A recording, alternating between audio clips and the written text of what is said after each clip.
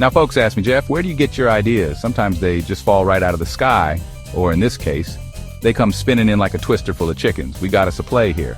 It ain't Shakespeare, mind you, but it's got heart and chainsaws, lots of chainsaws. This here play is about 5 good old country folks. They ain't got much, but they got each other, and a whole lot of grit. They're working on a farm, minding their own business. Then, bam, Mother Nature decides to throw a party, a real windy one. These folks don't run and hide. That ain't their style. They see a problem, they grab the nearest tool. Usually that tool's got a motor and a chain that goes rrrr. This is Hillbilly Chainsaw Tornado Adventure. And trust me, it's gonna be a wild ride, y'all. First up, we got Cletus the Thinker Bodine. Now, Cletus is a character, always lost in thought, pondering the mysteries of the universe, or at least the mysteries of his backyard. Now, Cletus ain't exactly Einstein. He's more like a mad scientist without the science part, but he sure thinks he is. He's got that confident look, like he's just cracked the code to life's biggest questions. He's always coming up with a plan, and these plans, well, they're something else. Most times, these plans involve duct tape, a half-eaten sandwich, and a prayer. You never know what he's gonna pull out of his hat next. He carries around a petrified squirrel he calls Nibbles. It's his trusty sidekick, always by his side. Says it gives him good ideas. Claims Nibbles is his muse, his source of inspiration. Problem is, Nibbles ain't said much in years, but that doesn't stop Cletus from consulting him on every little thing. Cletus is the kind of fella who'd try to fix a leaky faucet with a stick of dynamite. Subtlety ain't his strong suit. Bless his heart, he means well. He really does. He's got a heart of gold, even if his methods are a bit unconventional. He just operates on a different wavelength, maybe a broken one, but you can't help but love the guy. Then there's Daisy Danger Duke. She's a force of nature, a whirlwind of energy and determination. And no, she ain't related to them TV folks. She's her own brand of tough. This Daisy is tougher than a $2 steak. She's got muscles that could put a bodybuilder to shame.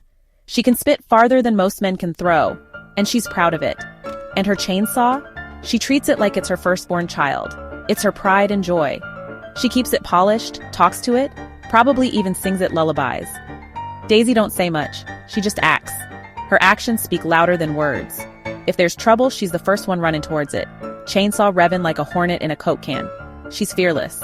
She's got a glare that could curdle milk. One look from her and you know she means business. But underneath all that, she's got a soft spot, a heart as big as her biceps. Probably for puppies or something. She's got a tender side she doesn't show often. Next is Earl the Eater Hogwallop. Earl's a man of simple pleasures. Earl's philosophy in life is simple. If you can't eat it or fry it, what good is it? Food is his passion. Every situation, no matter how dire, is viewed through the lens of his stomach. He's always thinking about his next meal. Tornado coming? Earl's wondering if it'll suck up any chickens he can cook later. He's got a one-track mind. He's a big fella, built like a comfortable old armchair, sturdy and reliable. Always got a snack hidden somewhere. You never know when hunger might strike. A biscuit in his pocket, a piece of jerky in his hat. He's always prepared. He's not lazy, mind you, he'll work. But he's always got one eye on the frying pan. The play opens on a typical morning at the farm. If typical means a rooster wearing a tiny hat and a pig trying to climb a tree, our 5 heroes are doing what they do best, looking busy. Cletus is trying to teach a chicken to play checkers. He figures if it can peck, it can make a move. The chicken ain't cooperating, it just keeps eating the checker pieces. Cletus is explaining his grand strategy to Nibbles, his petrified squirrel. Nibbles, as usual, offers no counter-arguments. Just sits there, looking wise, or maybe just stiff. Daisy Danger Duke is out by the woodpile. She ain't chopping wood for the fire. Oh no, she's carving a masterpiece. A life-size sculpture of a squirrel fighting a snake. With her chainsaw, of course. Sparks are flying. Wood chips are everywhere. She's got her safety goggles on, but they're perched on her forehead. She hums a little tune while she works. Sounds kinda like a hornet trapped in a jar. The day starts out normal enough, or, normal for this place. The sun's shining, the birds are singing. The air is crisp and the farm is waking up to another day of routine chaos. One of them might be singing off-key, but hey, nobody's perfect. It's all part of the charm. Cletus is still trying to explain the rules of checkers to that chicken. He's convinced it'll get it one day. Daisy's putting the finishing touches on her squirrel snake chainsaw sculpture. It's a masterpiece in the making. Earl's looking for a second breakfast. He never quite gets enough with the first one. Billy Bob's managed to nail one board to the fence, only slightly crooked. Progress is progress. Maw's reading the clouds. She's got a knack for it. Says they look like angry badgers. That's usually not good. Her predictions are rarely wrong. Then things start to get a little weird. The wind picks up. It's not just a gentle breeze, not just a breeze, mind you. It's the kind of wind that makes you hold on to your hat. This is the kind of wind that steals your hat and tries to sell it back to you. Mischievous almost. The chickens start clucking nervously. They sense something's off. Even Cletus's checker-playing chicken looks concerned. It's not a good sign. Or maybe it just ate too many checkers. Hard to tell with that one. The sky in the distance starts to look funny, kind of greenish-gray, like it's up to no good, like a giant unwashed sock. It's unsettling to say the least. Earl stops chewing his biscuit. Huh, he says. That ain't right. Even he knows something's up. Even he knows something's up when food ain't the first thing on his mind. That's a rare occurrence. Ma Perkins stands up from her rocking chair. She feels it too. She squints at the horizon. Something's definitely brewing. Section 5. A redneck powwow. Hold my beer and watch this. Tornado? Now your average fella, seeing a tornado heading his way, he'd be looking for the nearest hole to crawl into. A storm cellar, a ditch. Underneath a real sturdy bed, maybe. But these ain't your average fellas. Or ladies. They see that funnel cloud bearing down on them. And what do? They call a meeting. Right there in the yard. The wind's whipping their hair around. Debris is starting to fly. But they gotta talk this out. It's the neighborly thing to do, even if your neighbor is a giant destructive vortex. All right, y'all, he says, trying to shout over the wind. I got a plan. Everyone groans. Even Nibbles, his petrified squirrel, seems to slump a little. We gotta fight it, Cletus declares. Fight it? Can we eat it after we beat it? All right, so the plan is to fight the tornado. Sounds simple, don't it? Like trying to wrestle a bear with your hands tied behind your back. But these folks are committed, or maybe they be committed. Cletus starts barking orders. Daisy, you're our front line. Your chainsaw's the loudest. Daisy just nods, already checking her fuel.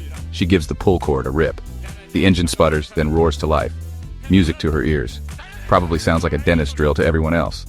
But hey, it's a start. Earl the Eater is put in charge of, well, nobody's quite sure. Cletus tells him to secure the perimeter. Earl interprets this as find all loose food items before the tornado eats them. He starts running around, stuffing pickles in his pockets, hiding a ham under his hat. Can't let good food go to waste, he yells. Priorities, folks. Even in the face of certain doom, a man's got to think about his stomach. He even tries to tie down a pie to the porch railing with licorice whips. It's a bold strategy. Billy Bob Butterfingers is given the important job of staying out of the way, mostly. And here it comes, folks. That tornado ain't fooling around. It's big, it's black, and it's headed straight for the farmhouse. The trees are bending over backwards like they're trying to impress a lady tree. Chickens are flying through the air. Not flap flying, more like projectile flying. One of them lands right on Cletus's oversized helmet. Hey, get off of there! He yells, swatting blindly. The chicken just squawks and holds on tighter. Looks like Cletus has a new co-pilot for this adventure. Daisy Danger Duke stands her ground, chainsaw roaring. She's pointing it right at the twister. Come on, you overgrown vacuum cleaner. I got something for you. She takes a swing with the chainsaw, like she's gonna cut the wind in half. It don't quite work that way, but you gotta admire her spirit.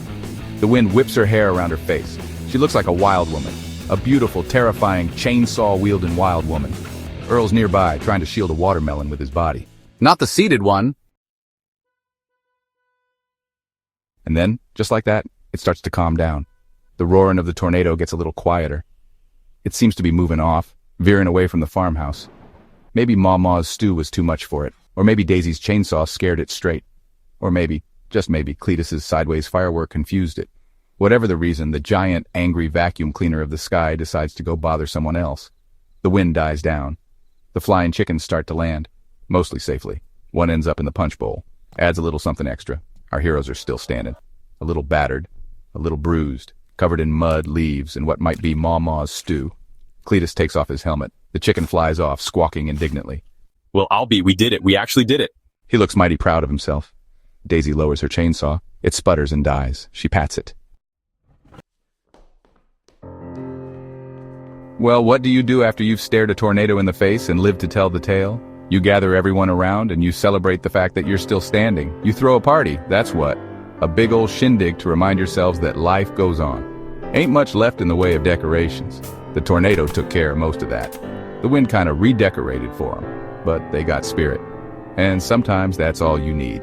And Earl, bless his heart, managed to save enough food for a feast. He always was resourceful, or at least a decent snack. It's amazing what you can pull together in a pinch. He pulls out that watermelon. It's a sight for sore eyes. And the ham from under his hat. Who knew you could hide a ham there? And a jar of pickled eggs he'd buried for safekeeping. It's a potluck, tornado style. Everyone's pitching in. Everyone brings what they manage to hang on to. It's a true community effort. Daisy gets a bonfire going. It's the perfect centerpiece for the evening. Uses her chainsaw to cut up some fallen branches. She's always been handy with that thing. Show off. But effective. We all have our talents. Cletus is already telling the story. He's got a way with words, and it's getting bigger with every telling. That's just how Cletus is. And then I looked that tornado right in its big windy eye. It was like staring down a wild beast, and I said, "Not today, mister, not on my watch." It was a moment of pure defiance. The chicken on his head from earlier nods in agreement, or at least it seems to. Or maybe it's just peckish. Hard to tell with chickens. Billy Bob is actually smiling. It's a rare sight. He's even telling his own part of the story. Everyone's got their version, mostly about how many times he dropped the trash can lid. It's become a running joke. Mama Perkins brings out her fiddle. She's the heart and soul of our music, starts playing a lively tune. And just like that, the night is filled with music and laughter. Gap 2S. Just when you thought the night couldn't get any darker, somebody mentions Old Man Harlan's alligator farm. Now, if you've never been, let me paint you a picture. It's a place straight out of your wildest nightmares, with more teeth than a dentist's worst dream. And Harlan? Well, he's a character all his own.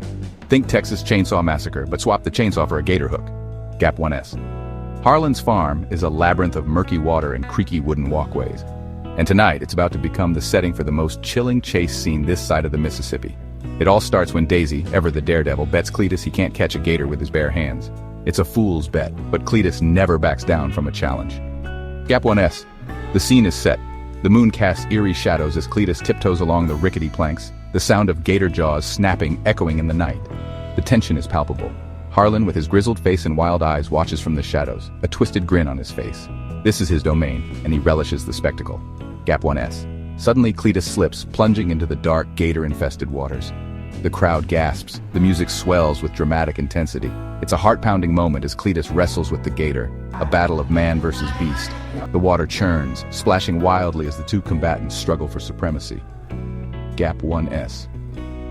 Just when it seems all hope is lost, Daisy swings into action. She's got Harlan's old gator hook in hand, and she knows how to use it. With a swift, precise move, she hooks the gator, pulling it away from Cletus. The crowd erupts in cheers as Cletus scrambles back onto the walkway, soaked but victorious. Gap 1S. The thrill of the chase, the brush with danger, it all adds a new layer to the night's celebration. It's a reminder of the wild, untamed spirit of this community. And as the music picks up again, the laughter and stories continue, now with a new legend to tell. Gap 1S. In the end, it's not just about surviving the storm, it's about embracing the chaos, finding joy in the madness, and coming together as a community, stronger and more united than ever. And as the night winds down, one thing is clear. This is a night they'll be talking about for generations to come. Gap 2S. So, here's to the wild ones, the brave souls who stare down tornadoes and wrestle gators, who find joy in the chaos and strength in each other. Because in this corner of the world, that's just another Tuesday night.